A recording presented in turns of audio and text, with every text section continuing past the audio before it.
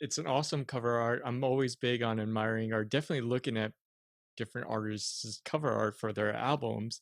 I mean, a lot of, artists would probably just have a photo or an impressive photo, but it's always when I see like a more animated image for their cover art that at least for me, I feel like there's more work putting into the album, especially, the cover for the album to really grab the people's attention.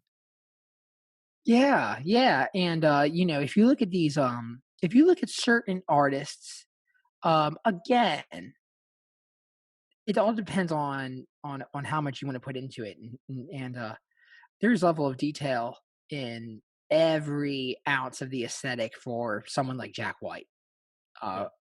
of White Stripes fame and Thurman Records fame. They're just every detail, nook and cranny, you'll find something new, and he's there waiting for you. He's like, "Yep, thought of that before you did." And that's something that's always been a real intriguing part of the process of releasing musical assets into the world.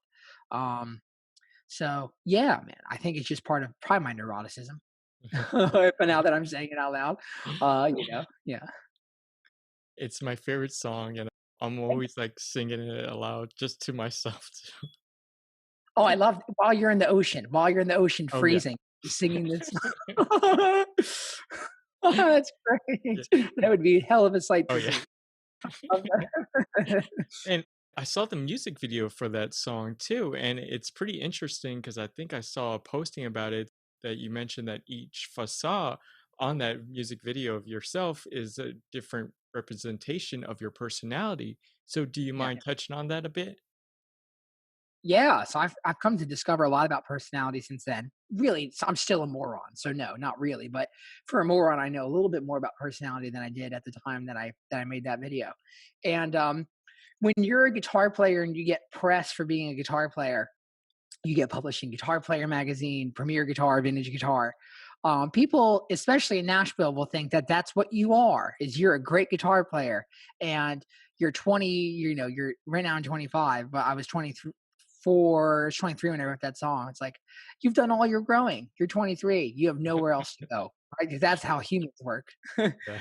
I wanted to kind of show people. It's like no, we're humans. We're not specialized beings. That's for insects. Ants are very specialized, incredible insects that have very complex existences, but they're very specialized. Humans aren't really that. We're more creative and we're more changing. Um, and so I wanted to kind of push back against that dialogue that was very prevalent in the culture that I grew up in. And so in that video, there's the guitar player and there's the vocalist. That was really the approach to that, was just trying to kind of, in a polite way, but also an intelligent way, say, I kind of disagree with the fact that you can be one thing. I think it's kind of Oh, silly. yeah. Yeah. In a previous interview, something really interesting that you mentioned is that some musical artists want to be known for their band. What you really want to be known is for your sound, which is cosmic country.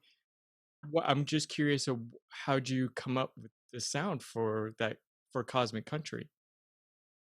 I love something I learned. I watched this year was Trey Anastasio, one of the founding members of Fish, and the guitar player and one of the writers of Fish, and he's probably the more famous of the four people that are in that band. And he said, people always say like Fish built a community. It's like, no, we built nothing. Like it all found us. And so Cosmic Country found me, and like country music found me very serendipitously, and then Cosmic Country found me very serendipitously. And I'm not owning it. I'm just waving the flag more so than anyone else alive. And that's really just what I identify with that genre so much. It's such a unique sound. I mean, I've gone through all your music and it's definitely kind of in a good way, a trippy vibe. Like I'm listening to country music, but I feel like I'm in space sometimes, or like Yeah. I'm exploring the galaxy while listening to country music. It's kind of trippy, and I really like it. The whole concept of country is, if you think of the symbols, which we interact with symbols and metaphors that are thousands of years old on a daily basis, so we might not even be aware of it. But we interact with things that are very much so metaphorical at all moments in life. And the concept of country, exploring the West, exploring the unknown. Um, I mean, who's not in for an adventure? Oh, We're yeah. always exploring the meaning of our lives, and we're always exploring every day is an exploration. And so Cosmic Country has grown to me and the listeners. It's a way to explore, and it's a way to interact with music. And the way that we play it is that it's a way to tell a story with lyrics, which is what country music is all about. And then the cosmic part is telling a story with my instrument, my guitar, and my band. So you get two stories for the price of one, which really is like I'm just trying to get as much content as I can in there. Yeah. Well, and something interesting that I really thought that was really awesome that you did that I guess you're kind of bringing it back that I haven't seen other artists haven't have done in the past is you've actually done some AI neural networks in designing canvas for your music. I think it was mentioned on Spotify, but they can see it on YouTube. So what got you into that? My dad, my father, his curiosity is insane. Um, Riding a horse is like the first habit I've developed in a decade. And he got into these neural networks simply through understanding what their definition was, and we saw how it can relate to a lot of our consumers love the psychedelic experience, and they love dealing with reality on that abstract level. In country music, a lot of people drink, a lot of people, and our fans enjoy that, but a large part of my fan base love the psychedelic experience.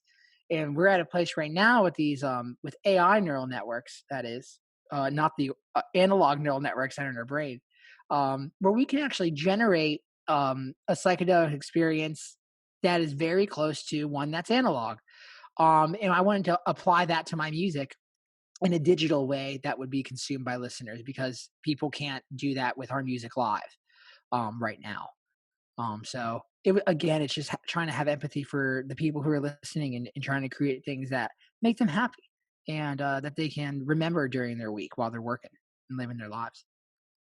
But No, yeah, it's on Spotify. Every song we have a different canvas, and then we'll take a live recording that's 8-9 minutes long, and we'll put a whole neural network to it, and AI neural network that is. And man, it's really heavy. It's really heavy to watch.